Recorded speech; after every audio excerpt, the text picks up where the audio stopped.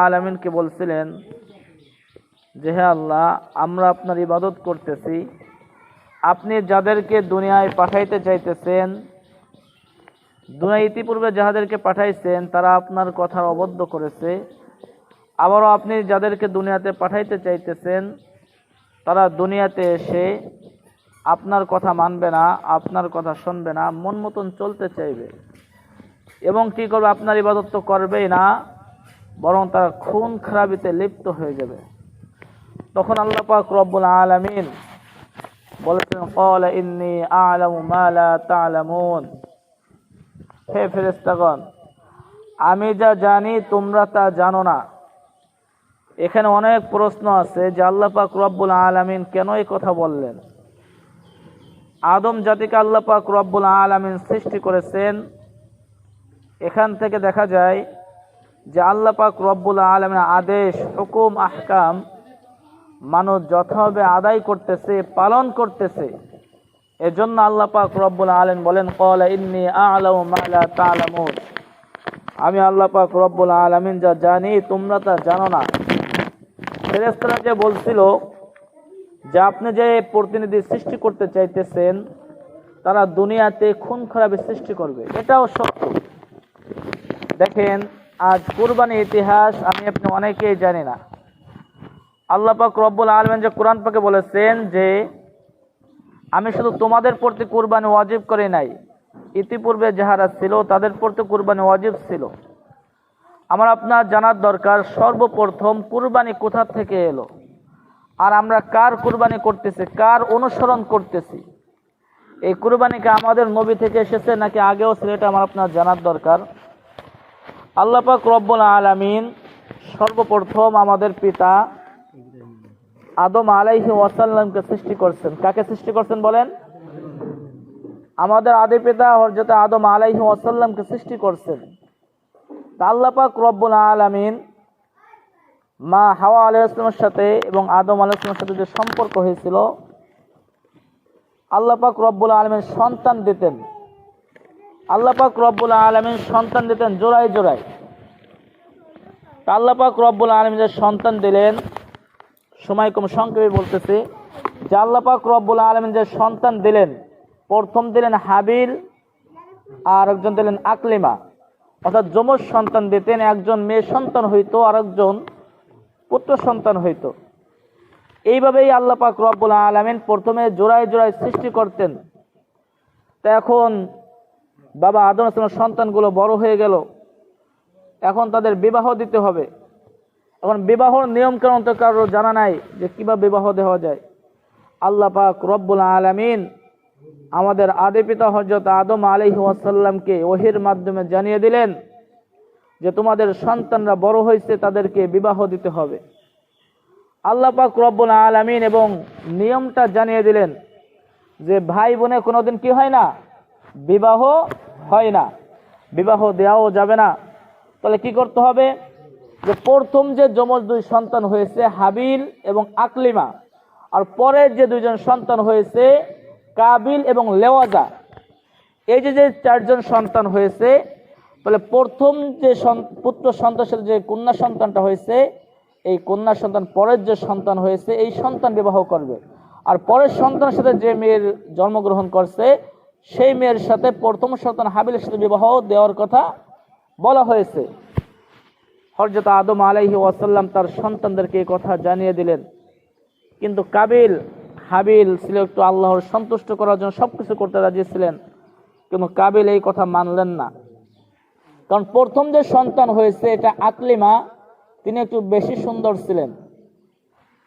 আকলিমা একটু বেশি কালো ছিল, দেখতে ভালো লাগতো না। আর কাবিলের সাথে যে হয়েছে উনি একটু সুন্দর ছিল, ভালো চেহারা ছিল। কাবিল করলো যে আমার সাথে যে বোন হয়েছে আমি তাকে বিবাহ করতে চাই।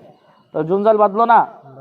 আল্লাহ তাআলা কি বলছেন যে ভাই বোনের কোনো কি করা যাবে না, বিবাহ দেওয়া যাবে না। কিন্তু কাবিল বলতেছে আমার সাথে যে আমার বোন হয়েছে তাকেই আমি বিবাহ করব। এ কথা যখন বলল তখন তো আল্লাহ পাক রব্বুল আলামিন আবারও ফয়সালা করলেন যে এটা বললে হবে না। বাবা আদমকে আল্লাহ পাক রব্বুল আলামিন জানিয়ে দিলেন তাহলে সন্তানদেরকে কুরবানি করতে বলে, কি করতে বলেন? কুরবানি করতে বলছেন। ওই যুগের কুরবানি কেমন ছিল, যে আল্লাহ পাক রব্বুল আলামিনের দরবারে কুরবানি কবুল হওয়ার জন্য যে যে জিনিস পছন্দ করে সেই জিনিস পাহাড়ের উপরে রেখে আসবে। পাহাড়ের উপর রেখে আসলে যার কুরবানি কবুল হবে তার যে সম্পদ যে পাহাড়ের উপর রেখে এসেছে আল্লাহ পাক রব্বুল আলামিন আগুনের মাধ্যমে জ্বালিয়ে দিবেন। তো এরকম দুইজনে রাজি হয়েছে, ঠিক আছে আপনার কথাই আমরা মানলাম। তা হাবিল হলো দুম্বা চাষ করতেন আর কাবিল হলো কৃষি কাজ করতেন। কিতাবে যেভাবে এসেছে যে একজন কৃষি কাজ করতেন আর একজন দুম্বা পালন করতেন। তা হাবিল মনের সন্তুষ্ট আল্লাহকে সন্তুষ্ট করার জন্য পিতার কথা মানলেন, একটা দুম্বা পাহাড়ের পর রেখে আসলেন। আর কাবিল তার কিছু গমের দানা ওই পাহাড়ের পর রেখে আসলেন। এখন দেখতে হবে কবে যে কুরবানি কারটা কবুল হয়েছে, পরের দিন সকালে যে দেখতে হবে যে যার কুরবানি কবুল হবে তাহলে তার নিয়মেই বিবাহ হবে, সে আকলিমাকে বিবাহ করতে পারবে। তো পরের দিন সকালে যাওয়ার পরে দেখে হাবিলের কুরবানি যে বকরি দিয়ে এসেছিল, দুম্বা দিয়ে এসেছিল, আল্লাহ পাক রব্বুল আলামিন তার বকরিকে জ্বালিয়ে আল্লাহর কাছে নিয়ে গেছেন। আর কাবিল যে ফসল দিয়েছিল ওই ফসলগুলো ওখানেই পড়ে আছে। এখন তো আল্লাহ পাক রব্বুল আলামিন যে আদেশ দিয়েছেন, বাবা যে আদেশ দিয়েছেন সে আদেশ মানতে হবে। কিন্তু প্রত্যেক পিতার সন্তান যে আপনার ভালো হবে এমনটা না। ঘাড় তোলা ছেলেরা কিছু থাকে না যে পিতা ভালো কথা বললো কি সেটা ভালো লাগে না, পিতার অবাধ্য হতেই হবে। এরকম বাবা আদম সন্তান কাবিল পিতার কথা শুনলেন না, যে আমি আপনার কথাও শুনি না, কুরবানি করা হলো সেটাও তিনি মানলেন না। তারপরে কি করলেন, ওয়াতলু আলাইহিম নাবা আবনাই আদম বিল হক إذ قربا قربانا فتقبل من أحدهما ولم يتقبل من الآخر قال لأقتلنك। কাবিল হাবিলকে বলতেছে قال لأقتلنك, আমি তোমাকে হত্যা করব। কি করব? আমি আমার পিতার কথা মানতে চাই না, আমি হত্যা করব। তখন কাবিল হাবিলকে হত্যা করেছে। তো দেখেন ফেরেশতারা যে বলছিল যে আপনি দুনিয়াতে যাদেরকে পাঠাইতে চাইতেছেন তারা হত্যা করবে, খুন খারাপি করবে, আজ দেখেন এই দুনিয়াতে তারাই হত্যা চালু করে গেছে। কিয়ামত পর্যন্ত যত খুন খারাপি হবে প্রত্যেকটা খুনের গুনাহগার হবে, কাবিলের আমলনামে যাইতে থাকবে। আর ওখান থেকে আল্লাহ পাক রব্বুল আলামিন কুরবানি দেওয়ার নিয়ম সৃষ্টি করলেন। এখন আসেন, ওটা তো আমাদের শুরু থেকেই গেল যে কুরবানি কোথা থেকে এলো, হাবিল এবং কাবিল থেকে কুরবানি এসেছে। এবার আমি আপনি জেনে নিই যে আমরা কার কুরবানি দিচ্ছি, কার অনুসরণ করতেছি। সাহাবা ইকরাম রাসূল পাক সাল্লাল্লাহু আলাইহি ওয়াসাল্লামের কাছে জিজ্ঞাসা করলেন, ক্বালা ইয়া আদাহ, ইয়া রাসূলুল্লাহ কুরবানি কি জিনিস? আল্লাহ রাসূল সাল্লাল্লাহু আলাইহি ওয়াসাল্লাম সাহাবীদেরকে বললেন, কুরবানি হলো সুন্নাতু আবিকুম ইব্রাহিম, আমাদের জাতির পিতা হযরতে ইব্রাহিম আলাইহি ওয়াসাল্লামের কুরবানি। এই ইতিহাস অনেক লম্বা, আমরা সকলেই প্রত্যেক বছর জেনে থাকি, মাঝে মধ্যেও জানা হয়। সংক্ষেপে বলবো যে হযরতে ইব্রাহিম আলাইহি ওয়াসাল্লামের কোনো সন্তান ছিল না। কি ছিল না বলেন? কোনো সন্তান ছিল না। দেখেন আজ তো আমি আপনি কুরবানি দিতেছি, আমার আপনার মনে একটু ব্যথা লাগে না, আমার আপনার মনে একটু মায়া লাগে না? কিন্তু এই কুরবানি আমার আপনার যে নবী জাতির পিতা হযরতে ইব্রাহিম আলাইহি ওয়াসাল্লাম কুরবানি দিয়েছেন, কেমন কষ্টের ভিতরে পড়েছিলেন, কেমন পরীক্ষার ভিতরে তিনি ছিলেন। হযরতে ইব্রাহিম আলাইহি ওয়াসাল্লামের কোনো সন্তান ছিল না। বৃদ্ধ বয়সে আল্লাহ পাক রব্বুল আলামিনের কাছে দোয়া করতেছেন, ওগো আল্লাহ রব্বি হাবলি মিনাস সলিহিন, ওগো আল্লাহ আমাকে একটা নেককার পুত্র সন্তান দান করেন। এজন্য মুসলমান যাদের সন্তানের দরকার প্রত্যেকটা নামাজের পরে যে কোনো সময় দোয়া করতে হবে কি, রব্বি হাবলি মিনাস সলিহিন, যে আমাকে একটা নেককার সন্তান দান করেন। কি সন্তান দান করেন? নেককার সন্তানের সর্বদা দোয়া করতে হবে। আজ তো আমি আপনি দোয়া জানি না, দোয়া না জানার কারণে আজ আমার আপনার সন্তান ভালো হইতেছে না, খারাপের পথে চলে যাইতেছে। আমি আপনি যদি সন্তান যদি আল্লাহর কাছে চেয়ে আনতাম, ওগো আল্লাহ আপনি আমাকে নেককার সন্তান দান করেন, অবশ্যই আল্লাহ তাআলা নেককার সন্তান দান করেন। ওদিকে যাব না, আল্লাহর কাছে যখন নাকি সন্তান চাইলেন, ফাবাশশারনাহু বিগুলামিন হালিম। আল্লাহ পাক রব্বুল আলামিন তাকে পুত্র সন্তানের সুসংবাদ বলেন সুবহানাল্লাহ। কি সন্তানের সুসংবাদ দিলেন? পুত্র সন্তানের। সন্তান হয় না, বৃদ্ধ বয়সে একটা সন্তান হলো।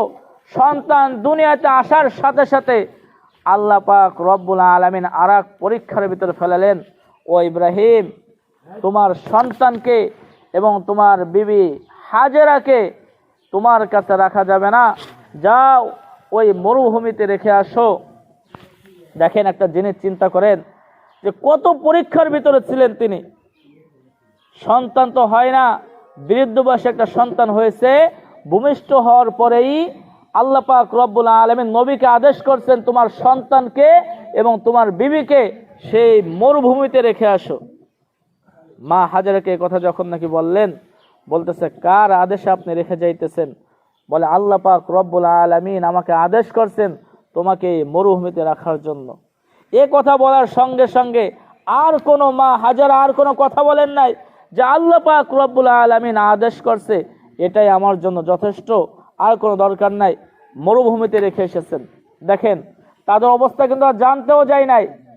12 থেকে 13 বছর, কিতাবে এসেছে 13 থেকে 14 বছর, অর্থাৎ একটা সন্তান যখন নাকি পিতার সাথে হাঁটাচলা করতে পারে, পিতার লাঠি ধরতে পারে, এরকম যখন নাকি বয়স উপনীত হলো, আল্লাহ পাক রব্বুল আলামিন তখন তাকে স্বপ্নে দেখাইতেছে যে, হো ইব্রাহিম, তোমার প্রিয় বস্তু আমার জন্য কুরবানি করো। কি বলতেছে? সরাসরি বলতেছে না, কিন্তু স্বপ্নের যুগে বলতেছে যে তোমার প্রিয় বস্তু আমার হস্তে কুরবানি করো। এরকম একদিন স্বপ্নে দেখে হযরত ইব্রাহিম আলাইহি ওয়াসাল্লাম 1000 দুম্বা কুরবানি করে দেন। আবার পরের রাত্রে স্বপ্ন দেখে তোমার প্রিয় বস্তু কুরবানি করো, আবারও 1000 দুম্বা কুরবানি করে দেন। আবার পরের রাত্রে আবার একই স্বপ্নে দেখে যে তোমার প্রিয় বস্তু কুরবানি করো, আবার 1000 উট কুরবানি করে দেয়। এইভাবে তৃতীয় দিন দেখার পর মনে করতেছে যে তাহলে আমার প্রিয় বস্তুকে দুনিয়াতে যদি আল্লাহর পরে যদি কাউকে ভালোবাসি, তাহলে তো আমার সন্তানকে আমি ভালোবাসি। তো আমার সন্তানকে কথা মনে হয় বলতেছে। হযরত ইব্রাহিম আলাইহি ওয়াসাল্লাম সন্তানকে দেখার জন্য 13 থেকে 14 বছর পরে মা হাজেরার কাছে চলে গেছেন। যে দেখে আমার সন্তান বড় হয়ে গেছে, সন্তানকে আদর করা শুরু করেছে। এখানে অনেক ঘটনা আছে, যে জমজমের কূপ কিভাবে আসলো ওদিকে আমি যাব না, অনেক ইতিহাস। যে মূল যে কথাটা, সেই কথাটি আমি জানাইতে চাইতেছি, যে সন্তান ইসমাইলকে জড়িয়ে ধরলেন, আদর করলেন। এবার ইসমাইল আলাইহি ওয়াসাল্লামকে পিতাতে বলতেছে যে, ফালাম্মা বালাগা মাহু সায়া ক্বালা ইয়া বুনাইয়া, হে আমার সন্তান, আমি স্বপ্নে দেখেছি আল্লাহ পাক রব্বুল আলামিন আমাকে আদেশ করছে তোমাকে কুরবানি করার জন্য। এখন দেখেন, শয়তান তো আল্লাহ পাক রব্বুল আলামিন সৃষ্টি করছিলেন, শয়তান তো সর্বদাই ধোঁকা দেবে। এবার মা হাজেরার কাছে যে বলে যে তোমার স্বামী তোমার কাছে এতদিন ছিল না, আজ 13 থেকে 14 বছর পরে এসে তোমার সন্তানকে সে নিয়ে যেতে চাইতেছে। তুমি কি জানো তোমার সন্তানকে কি করবে? তোমার সন্তানকে পাহাড়ের পর নিয়ে জবাই করবে। এ কথা মা হাজেরা শোনার সাথে সাথে শয়তানকে বলেছিল, আমার সন্তান আল্লাহ পাক রব্বুল আলামিন দিয়েছে, আমি আল্লাহর রাস্তায় যদি আল্লাহ তাআলা যদি আদেশ করে আমি এটার ভিতরে সন্তুষ্ট আছি। বলেন সুবহানাল্লাহ। তো দেখেন কত বড় কুরবানি তোমরা করেছেন।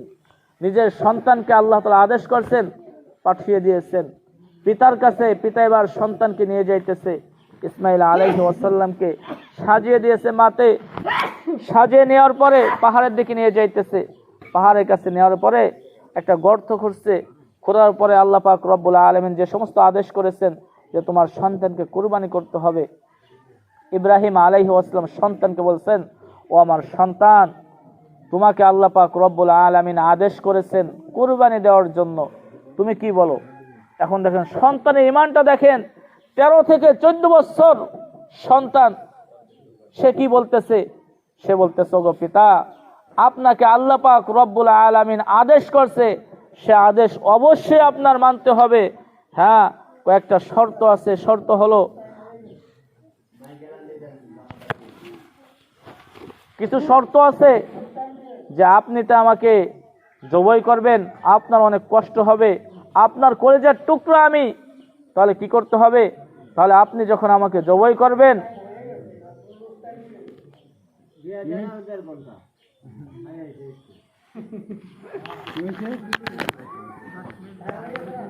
খাতা মিলে নাই, খাতা মিলে নাই কি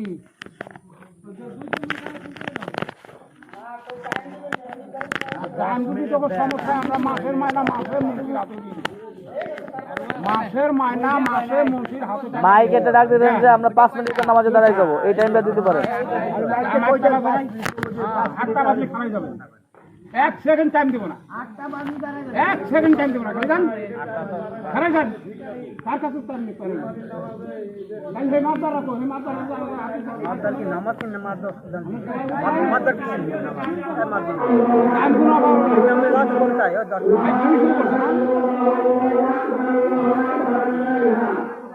নামাজ এক খুদা টাইম হবে না, নামাজ রোজা নাই।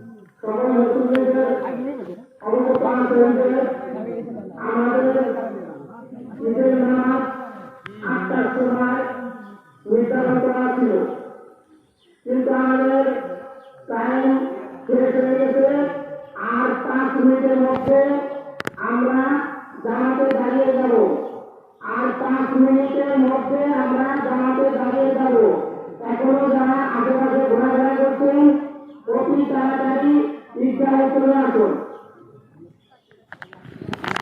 আস্তাগফিরুল্লাহ। তাহলে আমরা জেনে নিই যে হযরত ইব্রাহিম আলাইহিস সালাম সন্তানকে শোয়ানোর জন্য নিয়ত করলেন।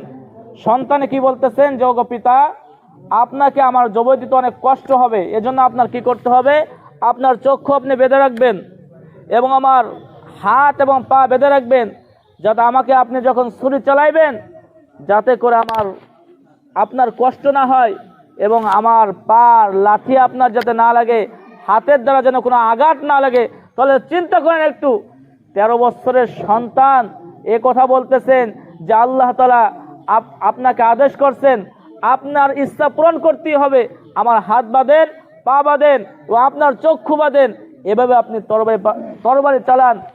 মুসলমান বন্ধুগণ, এজন্য আল্লাহ পাক রব্বুল আলামিন দোয়া শিক্ষা দিয়েছেন যে রব্বি হাবলি মিনাস সলিহিন। সন্তান যখন চাইবা, নেককার পুত্র সন্তান চান, নেককার সন্তান চান। এ মুসলমান, আজ আমার আপনার সন্তানের দিকে তাকালে দেখা যায়, আমার আপনার সন্তানকে যদি এই কথা বলি, যোগো সন্তান তোমাকে এরকম জবাই দেওয়ার আদেশ করছে, তাকে রাজি হবে নাকি? সামান্য যদি তাবলীগের কথা বলা হয়, চরমনের কথা বলা হয়, ইস্তেমার কথা বলা হয়, তাই তো রাজি হয় না। পিতার কথা শুনতে চায় না, যে তোমার যাও তুমি যাও, আমার যা কি করবানি, আমি যাবানি। এটা কি নেককার সন্তানের কথা হইলো? তাহলে কি দোয়া করতে হবে? নেককার সন্তানের দোয়া করতে হবে। আল্লাহ পাক রব্বুল আলামিন যখন নাকি ইসমাইল আলাইহিস সালামকে শোয়ালেন, তখন আল্লাহ পাক রব্বুল আলামিন ডাক দিলেন যে ও আমার ইব্রাহিম, আমি কোরবানি করা আমার শর্ত ছিল না, আমি তোমাকে পরীক্ষা করতেছি, দেখি তুমি কি দুনিয়ার সম্পদ পেয়ে, ছেলে সন্তান পেয়ে আমাকে ভুলে গেছো, নাকি আমার কথা এখনো তুমি মানতেছো।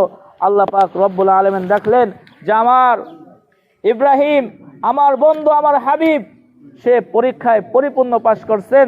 যখন নাকি ইসমাইল আলাইহিস সালামকে ছুরি চালাইলেন, গলা কাটতেছে না, আবার চালাইলেন, গলা কাটে না, তৃতীয়বার যখন চালালেন তাও কাটে না।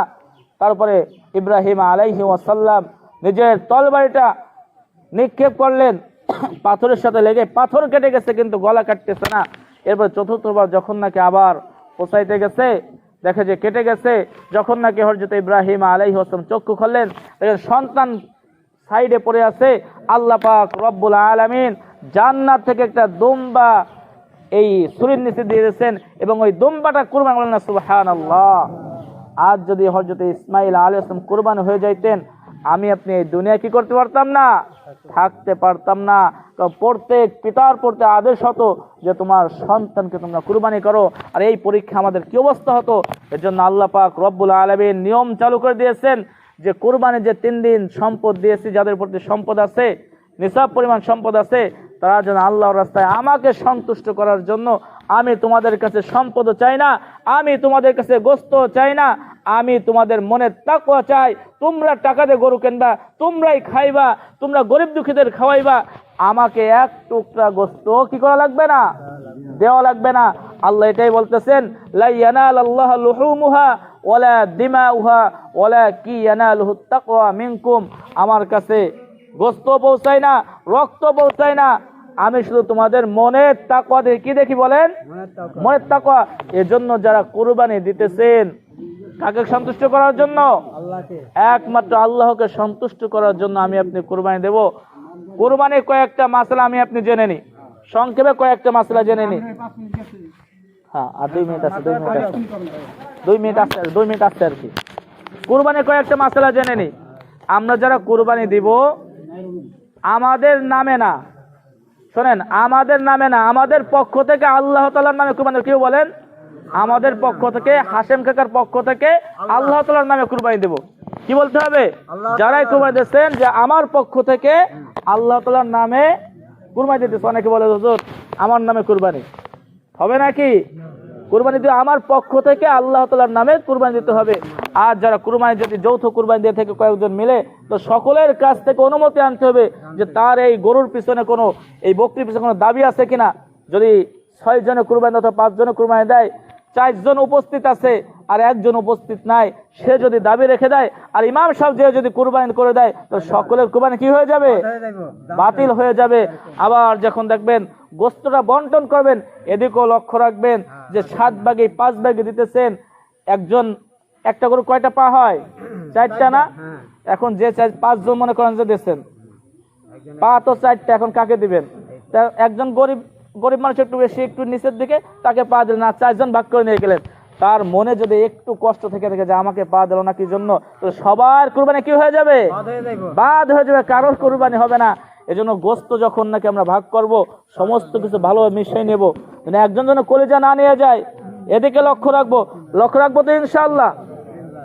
আর বিশেষ করে নিয়তটা আমি আপনি ঠিক রাখবো যে আমার পক্ষ থেকে আল্লাহর নামে কুরবানি দিতেছি। আবার অনেকে রসুলের পক্ষ থেকেও কুরবানি দেয়, এটাও জায়েজ।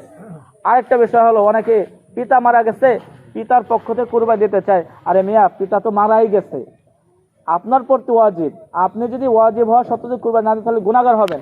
আপনার পিতার জন্য আপনি সব করলে সব চলে যাইতেছে, কিন্তু তার প্রতি তো ওয়াজিব না। মৃত্যু ব্যক্তির প্রতি কোনো আমল ওয়াজিব আছে? কোনো কিছু আছে? যারা জীবিত আছে তাদের প্রতি আল্লাহ তাআলার শরীয়ত, হুকুম, আহকাম চাপানো হয়েছে। মৃত্যু ব্যক্তির জন্য কোনো আমলের জন্য কি করা হয় না, হিসেবে দেওয়া হবে না। মালাকুল মউত যখন চলে আসবে, তখন আমার আপনার সমস্ত কিছু কি হয়ে যাবে? বন্ধ হয়ে যাবে। তখন আমরা যা সন্তানের যা দুনিয়া থেকে পাঠাবে সেটাই যাবে। এজন্য তাদের পক্ষে ওয়াজিব না। যারা দুনিয়াতে বেঁচে আছে তাদের পক্ষ থেকে বলতে ইনশাআল্লাহ। যা কিছু বললাম, আমাকে সর্বপ্রথম আপনাদেরকে আমল করার তৌফিক দান করুন।